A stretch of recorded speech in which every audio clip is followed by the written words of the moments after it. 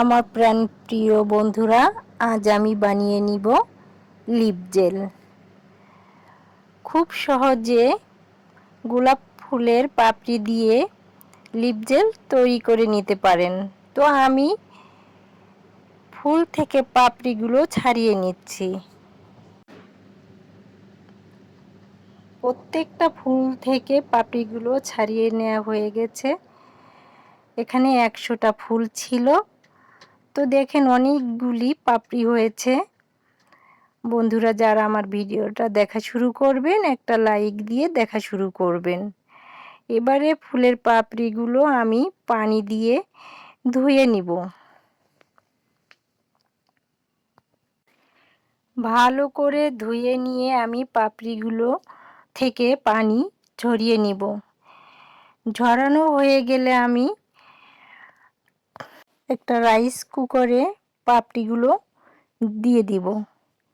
সামান্য পরিমাণে পানি দিয়ে আমি পাপড়িগুলো দিয়ে দিব।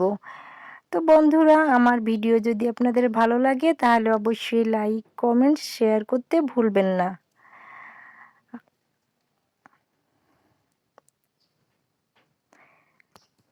আর যারা এখনও আমার চ্যানেলটা সাবস্ক্রাইব করেন নাই, অবশ্যই আমার চ্যানেলটি সাবস্ক্রাইব করে আমার পাশে থাকার অনুরোধ রইল।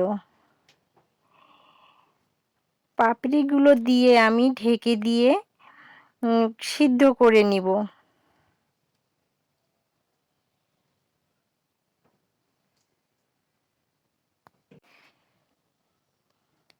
একদম কেমিক্যাল ছাড়াই একটা পারফেক্ট লিপ জেল আপনারা এভাবে বানিয়ে নিতে পারেন খুব সহজেই। তো পাপড়িগুলো সেদ্ধ হয়ে গেছে। এবারে আমি পাপড়িগুলো হাতের সাহায্যে রসগুলি বের করে নিব।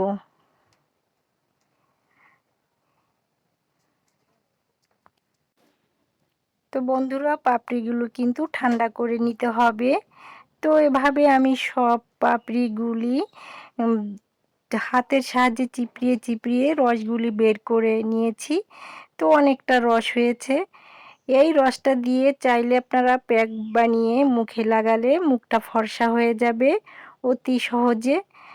তো এবারে আমি দেখাবো এই রস দিয়ে কিভাবে খুব সহজে লিপ জেল তৈরি করা যায়।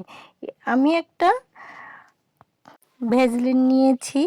তো এবারে একটা পাত্রে রসগুলি ঢেলে নিয়ে তার মধ্যে ভ্যাসলিন দিয়ে দিতে হবে।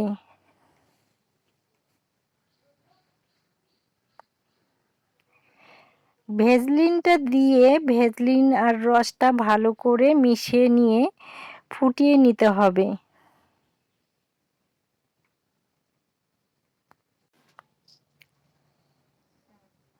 ভালোভাবে ফুটিয়ে নিয়ে আমরা লিপ জেলটা তৈরি করে নিব।